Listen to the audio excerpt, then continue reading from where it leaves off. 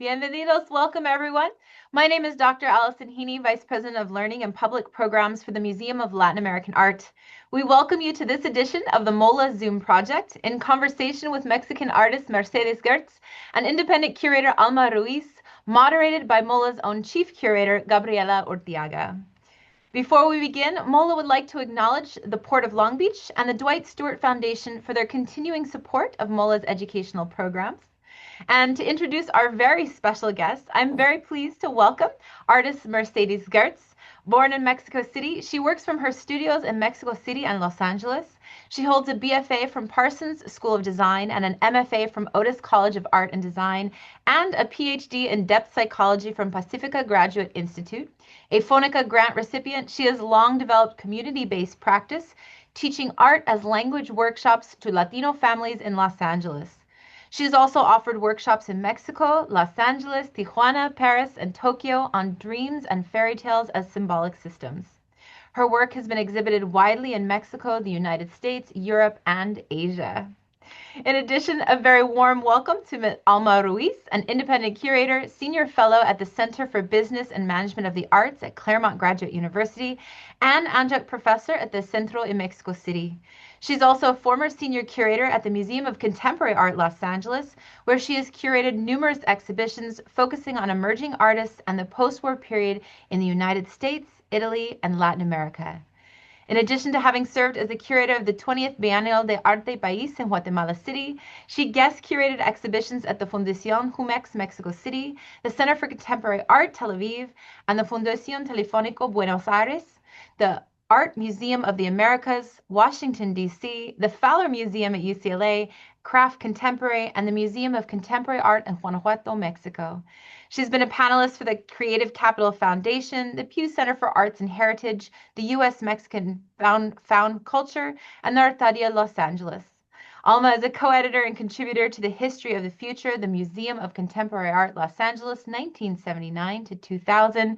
And of course, our chief curator, Gabriela Urtiaga. Welcome, all three of you. We are super excited to have you and this talk today. Thank you, Alison, and thank you all the MOLAA team. What a pleasure to welcome you, Mercedes and Alma. Thank you so much for your time and your generosity to open up your studios and your space for all of us. How are you? Great, thank you. Very excited. Thank you, Gabriela, and thank you, Alma. Yeah, I'm very, very excited to do this talk with you and Mercedes. And I'm excited that the exhibition is going well too. Amazing. One of the most beautiful experiences every day, every week to walk through the galleries and see the reaction of our visitors, right? And also it's so important that Mercedes and you, Alma, has the opportunity to spend time with us, with all the MOLAA team, but also with our audiences, with our different audiences, that I think that is the most important gift, when you are working in an exhibition. That is not only, in the case of you, Mercedes, it's not only about presenting your career with most of 2 decades working a lot and thinking about, but also to share, right? To share your experience, to share your ideas, and also the different questions that you are presenting in this fantastic show, Mercedes Gertz, Reading the Invisible.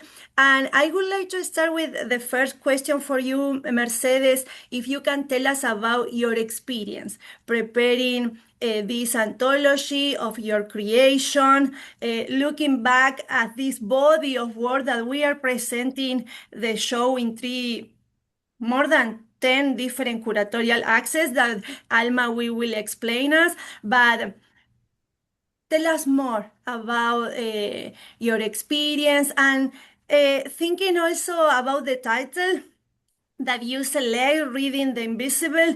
What invisible lines, right, do you now recognize as connecting your earliest pieces with your most recent one? Yeah, thank you, Gabi. Well, it's first of all, I think I have to say that it's been such an amazing opportunity, especially because my way of thinking since I was a little girl is in an spiral. And I've been working nonstop as a way of a research. Now I understand that, and since very young time. And thanks to Alma and her, she thinks linear. It was a great opportunity to see the connecting line with all the work and all the investigation, I could say. And I have to, so for me, it was not just the sharing of my work, but the understanding of that investigation of so many years. So we talk about many titles, but the title, the title was Almas. And I think, and not just in the process of working with this, Alma is a dear friend for a long time. And so she has been hearing me nonstop. But I think it was such an amazing opportunity, well, to have the invitation of MOLAA, such a wonderful space, and the working with Alma. And what I would say is that I have always had a recurrent dream since I was very little, and it's of me trying to pull up kind of like a gum from my mouth that is preventing me from talking. And the more I pull it, the more it regenerates. So I think that has to do a little bit with the complexity of the work and the investigation, and in a beautiful way, I think also the Alma's title to try to name, this investigation. That is amazing. And Alma, you were working with more than 100 different pieces in video art, painting, photography, and participatory works. And I would like to know, what was your curatorial approach to bringing this diverse body of work together, right, into a cohesive exhibition narrative? Yeah. Well, as Mercedes says, we have been talking for a long time. I met her when she was a graduate student at Otis Art School. And so I began to look at her work. And as Mercedes has explained, that she works in a sort of a spiral manner, sometimes it was difficult for me to understand because I tended to think of it in a more linear way, almost art historically linear. And so what came before and what came right after and what came many years after, and how they all related back to the early work. But then I realized that as her method of working and doing research, since it is not as linear as it is the work of many artists, I felt that her work was atemporal, that it couldn't be shown in chronological order because the work doesn't really work that way. So I was able to then begin to think of her work in terms of groups of works, or perhaps themes that she had touched upon throughout her career. And I came up with 13 sections for the exhibition. And they are all small sections. So when when the public or the visitors go through the exhibition, they really are not overwhelmed by the number of pieces, because we were able to focus on pieces that we felt mattered more. And also because having the museum given us the opportunity to do a large exhibition, one that would showcase Mercedes's practice, which is now probably about 35 years, we wanted to make sure that the public would understand what she was trying to do and could enter the work from different perspectives. So in one way, reading the invisible is because there's so many things in the work that maybe not everyone will get. And it's not necessary that everyone understands the work fully, but at the same time, it's a work that's very layered. And very complex and sophisticated, but at the same time, it allows for that entry into the work according to your own personal experience. And so I think that we were able to then make this beautiful path through the exhibition that that works really well. It transitions, one group of work transitions well into the other, because of the way Mercedes works, because she's not concerned about dates and then she goes back. She's done some work, leaves it behind, does something else, and then goes back to it. And so all the work is connected in so many different ways that it allows for this more fluid presentation of the work. Yes, that is totally true. And one of the most beautiful things that I really find in this show is that together you were trying to deconstruct different symbols and ideas that usually in our communities are not discussing too much. And I think at the beginning, immediately, right at the beginning of the show, with the series of the dress that I would like Mercedes you explain a little more, and the mandalas around it, I think people immediately can connect in different layers about your production, but also the message, right? And the story that are behind these fantastic pieces. Yeah. Yeah, thank you, Gabby. You know, I usually also take a lot of time in working with one piece.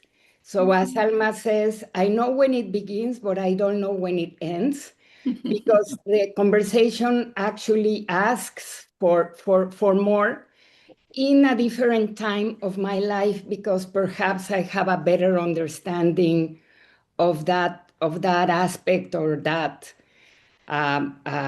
we can call it complex, perhaps. I mean, that's a psychological word, but it's a really interesting one, because it's something that makes you react in a big way, that perhaps most of human beings, we try, to avoid it. But in my case, and I don't know why, when that happens, I feel I need to go back and study it.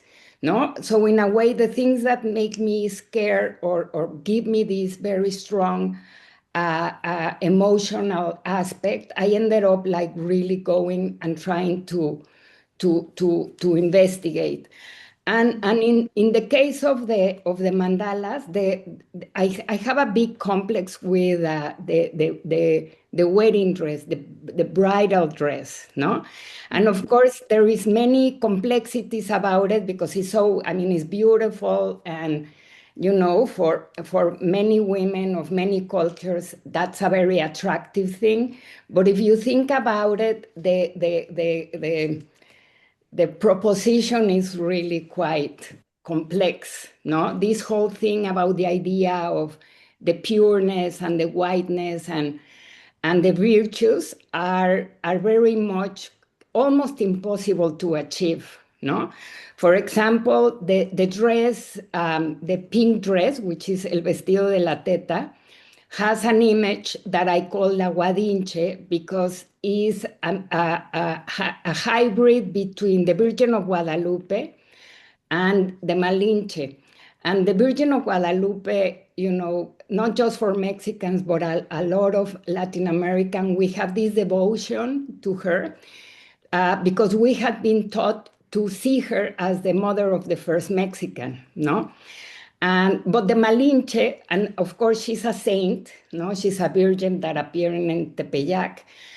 But in the same manner, La Malinche is a woman of bone and flesh.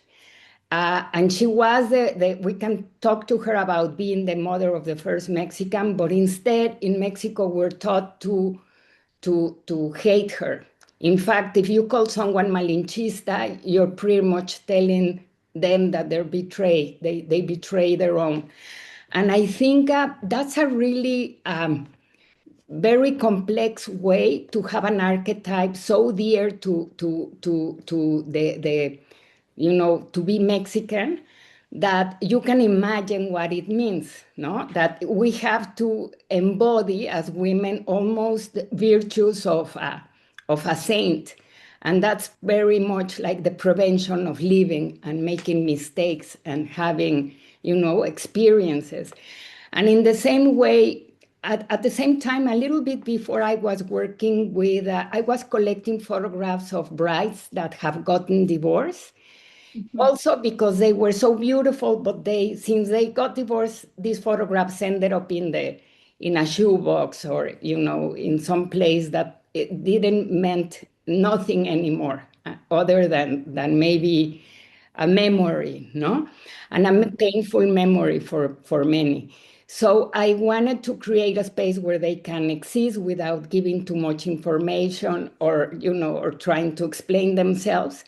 So when I was reading a lot of Jungian thought, I felt like I needed to turn them into flowers, and they can exist in a garden of all sorts.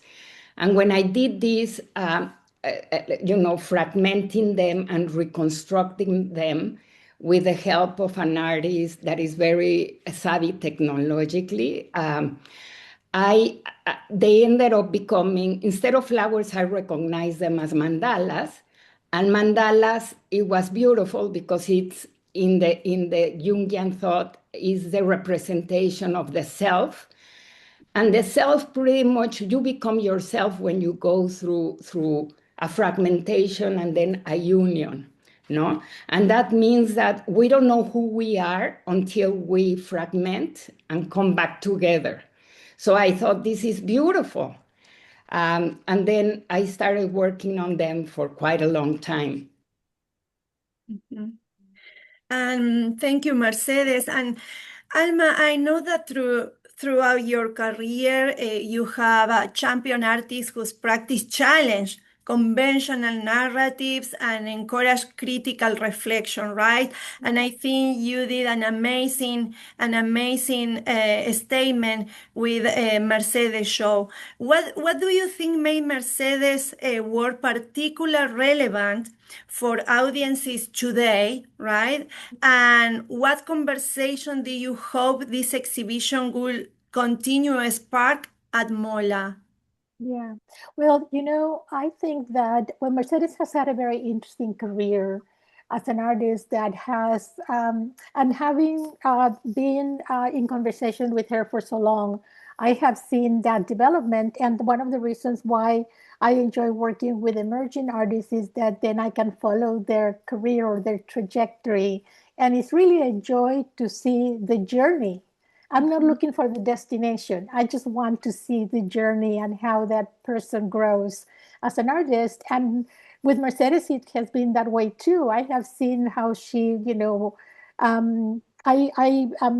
met when she was in graduate school. She was almost done with graduate school, and then I saw her making work, and then she went to the university to study psychology, and then I saw the shifts that the work showed because of this new knowledge that began to be part of the conversation as well, and how that knowledge provided Mercedes with a whole new world and a whole new vocabulary that she incorporated to what she already had. Now, Mercedes began as a painter, and she's been painting since she was a child. So she's had this tremendous background as a painter.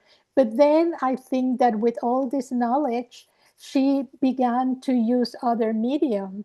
She started to, for example, make objects, or have someone make them for her. Collaboration is a very important part of her work that she has shown throughout. So she has collaborated with a diverse group of people. So, she began to make objects, as I said. She also began using photography, video. I think books have always been important to Mercedes. So from the beginning, she has made books. I mean, she has written the books, and she has collaborated with other people and made the books together. Some of the books also have a musical component, and then she's made these beautiful boxes in which there is writing or there is a book, but there are also other objects. So I think that was very important to me to show this multiplicity of expressions, let's say, that Mercedes had, and how she developed that throughout her career, how the knowledge that she was acquiring was enriching her work, and she was bringing it into play in different ways, But I think that one of the things that Mercedes' work has is that its complexity and sophistication is also very subtle. Mercedes talks about feminism or feminist issues, things that women pick up right away, but it doesn't do it in an aggressive manner. I think it's the psychology that works in that respect, because it's people understand and get the message and become really excited about it, and they're very touched by it, but it's done in this kind of, as I said, very subtle, kind of soft way, and I like that. I really like work that makes an impression on you, but it doesn't hit you over the head, in a way that is violent. So that's one of the reasons why I think a lot of people identify with the work, and that's why there's been such a wonderful reaction to the work by the visitors to the exhibition. I think that it also brings a lot of questions that perhaps people know about, but were never really, it never occurred to them. The fact that she brings the fairy tales into them. We all know about fairy tales, especially of a certain generation. We all grew up with the classic fairy tales, and those are the ones that she handles. And and you never think of fairy tales after you grow up, but Mercedes brings that into you as an adult, and so you begin to see things differently because of the experiences you've had. So you see it with your adult eyes instead of a child's eyes. And so I think that all those are elements that contribute to the success of the work, and also this wonderful relational this wonderful relation that forms between the spectator and the work itself. Yeah. Yes, and I am thinking about, particularly in our another important session, that is the hierarchy sweaters, and is exactly that you mentioned that Mercedes confront issues of patriarchy, power, religion, cultural ideals, and traditions. And I would like to know, Mercedes, what is your strategy to interlink that questions through the visitors, but also in dialogue with this installation? We are presenting videos that you have the opportunity to performance in different cities around the world.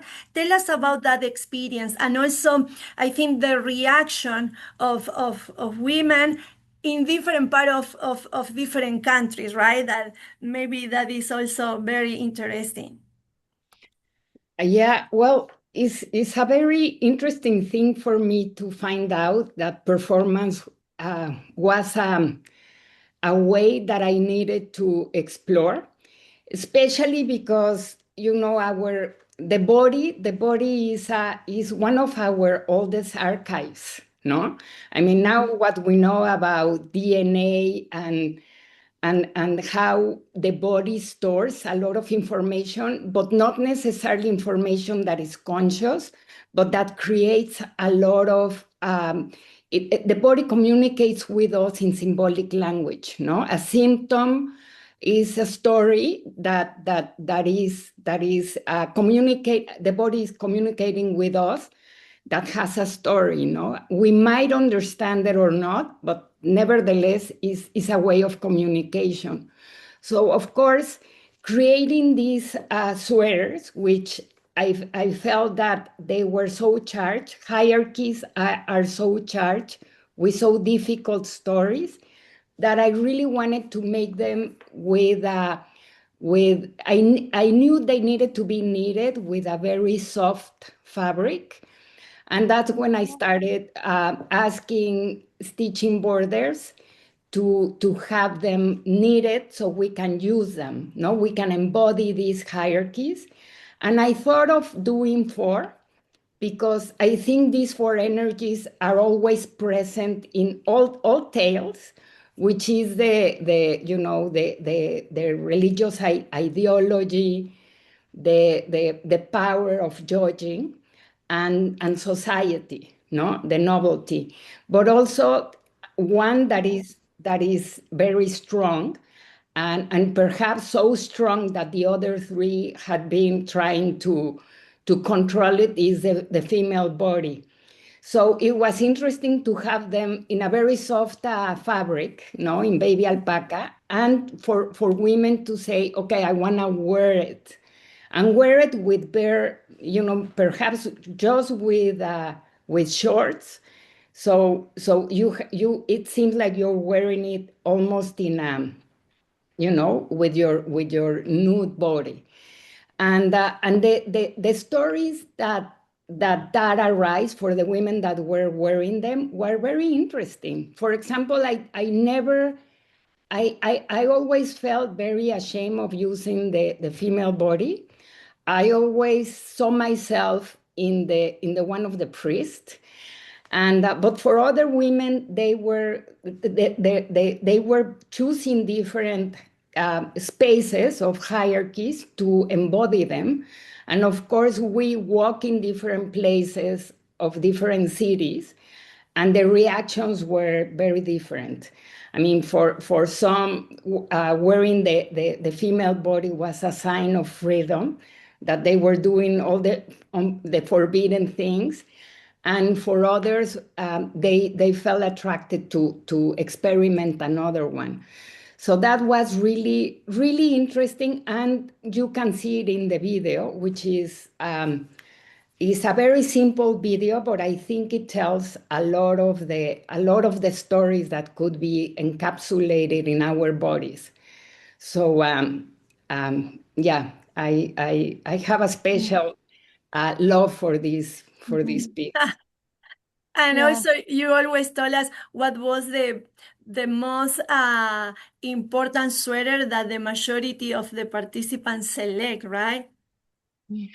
Yeah, which is the female body, I mean, not in my case, but I saw most of the experiencing participants saying this is the one that I would love to use. Yeah. Yeah. I like to add something to that too, because I think that this particular work, the sweaters of hierarchy, in a way, they are a contemporary recreation of a classic theme in art history, and that's the male gaze. That a lot of there are many paintings that represent men looking at women, and I think that one of the biblical stories, Susanna and the elders, which is always represented in painting as this young woman uh, being gazed at by a group of men, and regularly the men are very old men, and she's a very young woman. So I think that in a way, the sweaters are that same thing, with the female sweater being the young woman, and the sweaters of that represent the class, represent the law and the church, are the older men looking at this young person. So to me, it's really interesting that in the sweaters you can also see them that way, as representing this theme that we have studied throughout our history, of men looking at women. And usually what happens is that the woman is nude, right? She's wearing no clothes. She's young, beautiful, and wearing no clothes. So when I see the sweaters of hierarchy, in addition to what Mercedes has said, I think it also falls into that lineage in the history of art, but in a more contemporary way. Yeah, yeah. And also, it's really important, the connection with the visitors, but also the participate. in the moment that you perform, but also the interconnection with the visitors when we are presenting the show, right? Yeah. A lot of your artworks invite the visitors to open to your work, to open to you, because you, Mercedes, were here in different weekends, talking with our audiences, sharing dreams, stories, and personal experience, right? What is the repercussion of that interconnection and sharing directly in your work? What is the transformation, right, of the different meanings in your work? Because that you said it's a work in progress. You are working and putting the focus, and your body of work is expanding in relationship with others, with the communities, your friends, your colleagues. Tell us a little more about that, and if you like, we can put the focus in the dialogue between the little riding hook and the wolf. Yeah. Well, fairy tales have been a theme for me that is very, very important since I was very, very young. Of course, at that age, I didn't understood my attraction to it. But as I started, painting and becoming older, the themes of the fairy tales is starting to shift. And I didn't know so much about the power of these tales until I started studying Marie-Louise Bonfrance, who was a pupil from Jung, and she used to say that the fairy tales are such an important narrative. She calls it like a skeleton key of narratives, and they had been alive for so long because they're very effective for people to be able to project on them. No, so and we started seeing how from oral tradition, when the fairy tales were very much alive, that they were not written, they were just talked and shared from a town to another town, until they started. There is a very funny word that says that when they started writing them, they started domesticating them, because they started to put better endings, because they were quite wild, no? But the interesting thing is that these narratives are very effective. They're patterns. In fact, there is an anecdote of a woman asking Einstein, how can we do for her kids to be very intelligent? And Einstein said, tell them fairy tales. And it's very interesting because, if you recognize a narrative with a pattern, sometimes this pattern, you can use them to try to explain psychological, complex, or sometimes even scientists end up talking about a formula with a fairy tale, because those are patterns. So this is a super interesting thing that I think gives so much importance to these narratives, no? And it doesn't matter if you are, if you see them as a child, because in the case of the Little Red Riding Hood and the Wolf, it's a very old story that not necessarily is from Italy, like we all think that it was written by Perrault, but it's the pattern is so old that some people think it came from Asia, and it has like 5,000 years. But it talks about this complexity of the victim and the predator. And I think it's a really interesting exercise, because the way that I thought we could bring it to life is to have a conversation with these two energies, but then exchange the mask, so you end up being the other, because I think we all are these energies. And the interesting thing is when we recognize that in how complex, human behavior is. So I love this piece, and this is also the power of fairy tales. They seem to be so inoffensive and so simple that you underestimate the power that they have, and the interesting conversations that you can have once you lower your mechanisms of defense and you enter into the imaginary world of them. Yeah. And we were talking about this interaction with conversations, and another important piece that I would like to put the focus is entering in relationship with the images. And maybe, Alma, you were talking about this book that Mercedes create. What is the power of the image in that kind of conversation as a curator, right? And also the challenge that you have creating this show. Yes, well, the power of the image in this work, I think, is really important, beginning with the title, right? Entering in a relationship with the images. And this is a very intimate relationship that the artist has entered with her own images, because these are images from her dreams, that she has used in different ways in her work, as dreams are recurrent. Also, some images that Mercedes has become recurrent in her work. They appear and disappear in different forms. It can be in the form of a book here, or it can be in the form of a small three-dimensional sculpture. It can also be in the form of a painting.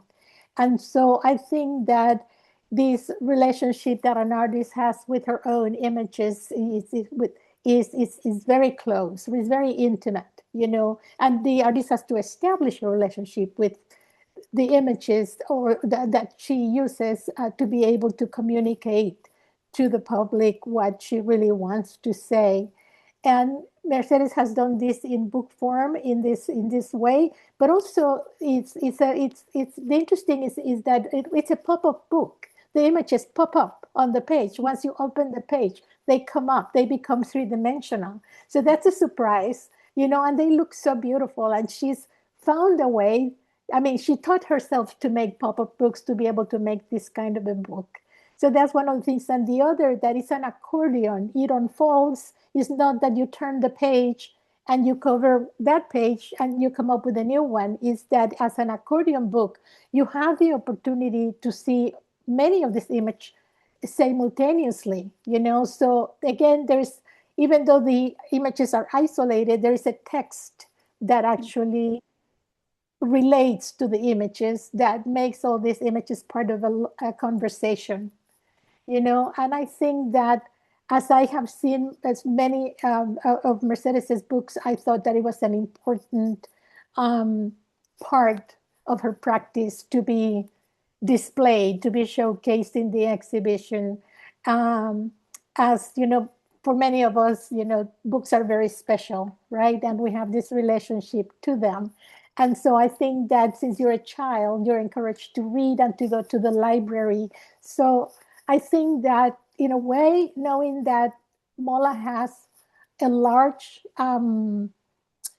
public that is of a young age, elementary and high school, I thought that it would be important to also become an inspiration, right? Be for young people to see the ways that books, the different forms in which books come, so it's not just a regular book they have at school, but it can be a beautiful book like this one, in which images that come from dreams are all strung together through this beautiful undulating conversation that runs through the whole, which is the narrative that runs through the whole book. And also the fact that these books are in a way handmade, that's another important aspect of it, that a lot of the work is handmade, that it's created with your own hands. So that people relate very well to that. There's that element of craft that I think it's also very present in Mercedes's work in different ways, and I think that people connect to that as well. Yeah. And I love that. And also, I really love to see the body language of the visitors through the different section, right? That they change. At the beginning, they start very, and then the body start to put the focus on the eyes, and also you can see that is a real immersive experience. And especially, for example, in the dark gallery that we are presenting the small sculpture of Dream for a Dream, I think in that part, that is the middle of the show, the visitor start to creating a relation with the different pieces that we are showing here, right? Yeah. Yes, I think you continue the idea of the dream that's very present in the exhibition. And these are actually the personification of some of the dream images that Mercedes has done in painting, drawing, or book form. And so at the same time, it brings the new component, which is not only these beautifully made objects. I think they are made. They're made 3D. They're made with a 3D machine, correct? Yeah, they were done based on the drawings, and in a workshop in Mexico City, they were able to translate them into these pieces by a 3D printer. Yeah, with a 3D they're printer. made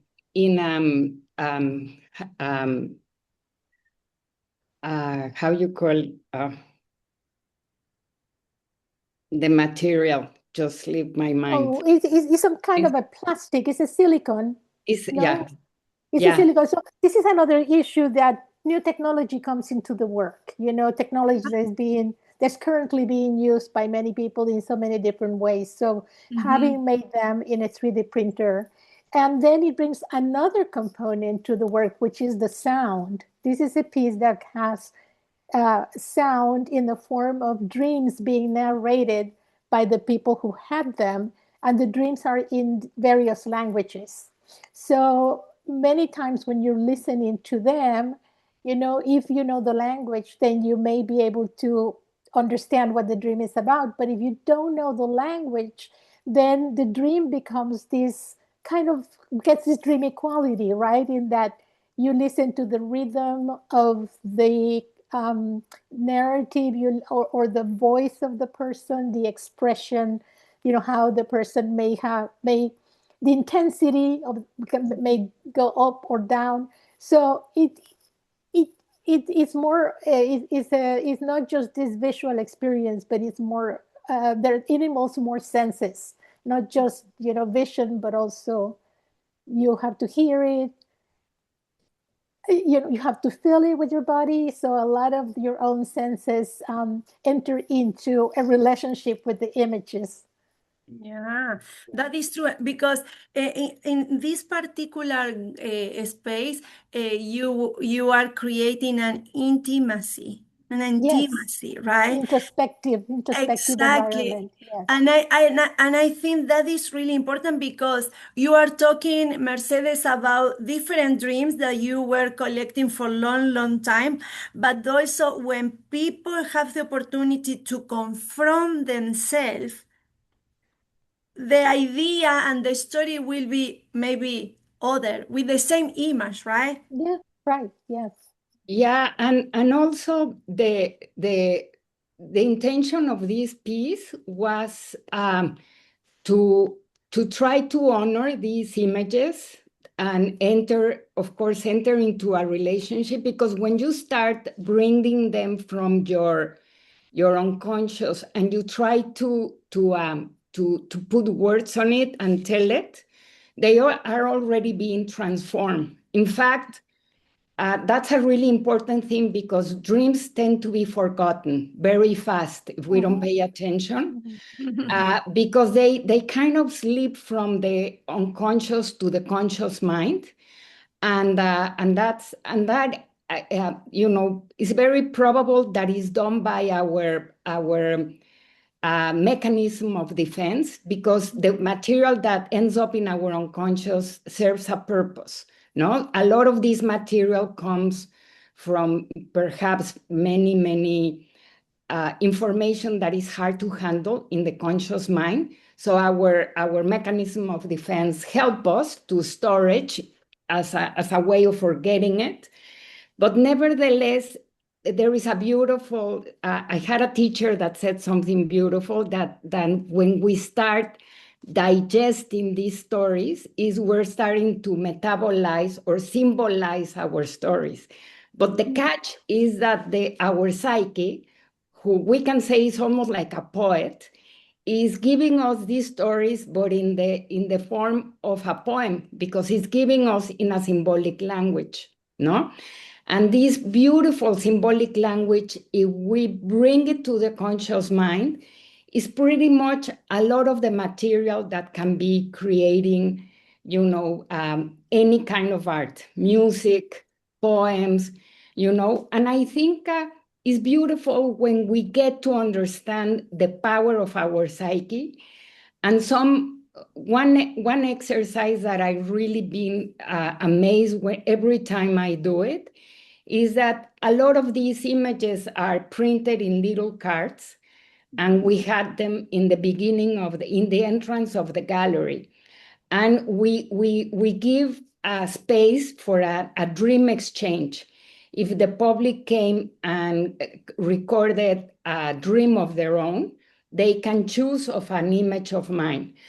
But what is very interesting is that I know that I work on my very intimate images, but once you started telling them, there is a lot of relationship with these images. You realize that your image is not just yours, is from a collective unconscious, no? So this whole thing of sharing what we don't really know what it means is such a generous act that I felt it needed to have a space to be honored, not analyzed, not being judged, but just to treat it as a treasure. And why a treasure? Because those are the seeds of potential works of art, because they really encapsulate so much information that I think we need to treat it that way. Yeah. And then another important transition moment is the group of pieces that you are presenting with Hairy Tales, right? Cuentos peludos, that you are preparing us for the end, also not only for the show, but also for our conversation, because time flies. But I would like to put the focus in this particular series, and if we can conclude the experience of this fantastic show, that we have the opportunity not only to talk today, but also that a lot of people were visiting us, and they will continue. Alma? Oh, yes. Okay, so this work again, I think, as you can see, Mercedes likes to present some works in boxes, like small treasures. I think that we all have had the experience of keeping what we hold dear in boxes, right?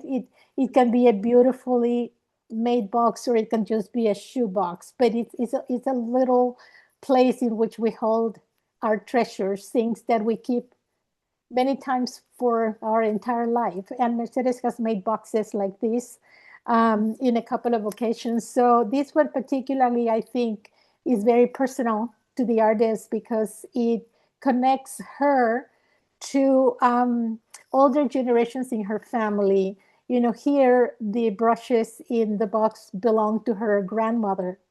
So, and her grandmother had these beautiful brushes at the time in which women would brush their long hair every single night. They're like a ritual. Before going to bed, you would have to brush your hair 100 times, right?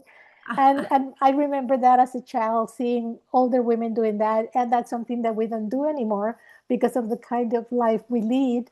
But I think that Mercedes wanted to utilize those beautiful brushes in some way, and she found it in this book that has a funny name, Hairy Tales. It's a pun, and it's funny. There's a certain is comical, but at the same time is very endearing. And then, so connecting her grandmother brushes to this ritual of brushing every night, and then Mercedes began to collect her own hair.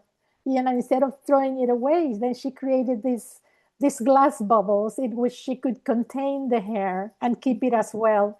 So again, there is a certain preciousness to it. It becomes like this treasure that you want to have, and you're going to put in this beautifully made box along with drawings. Being an artist and having always drawn, I think that Mercedes loves to do these drawings to accompany the drawings of hair in different ways, shapes, and forms that accompany these other objects in the box. And then some of the works are under other works, so there is this element of surprise. You under the drawings you may find something else. There's always this other not a secret box, secret place, but something that you cannot easily see until you begin to take the objects out of the box. And here, well, we presented the box closed because it has a beautiful design of hair on the cover, but then the elements that were inside the box, we are displaying them in the case.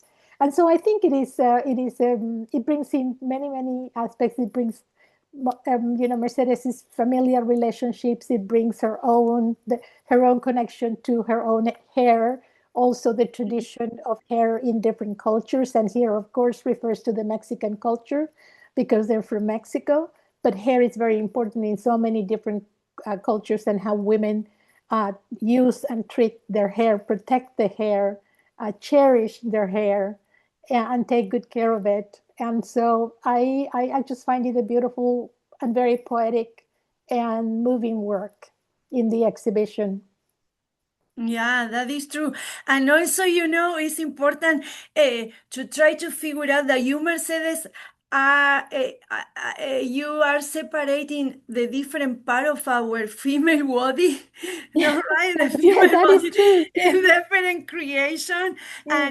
And the same time, you are creating an emotional body, right? Mhm, That mhm. contain a lot of stories, a lot of love, a lot of traumas, a lot of expectations. Yeah. That I think is so powerful. And if you like, Mercedes, we can put the focus in the internal poncho and that final session of the show that is part of the journey that you offer us. Yeah, thank you. And well, when you were, I love, thank you for saying all this about the work, because as I hear you, I see other connections also, Mhm, because our DNA, in fact, is like a weave, no? Es un tejido, it's like a weave, and of course, I was mhm, thinking of how hair also, ends up becoming this DNA mhm, information that in a way brings so many stories, no? mhm, And how with science is getting to be much more complex and talks about our lineage, but also talks about the future, because it can even talk about our health, no? mhm, mhm. So Yeah.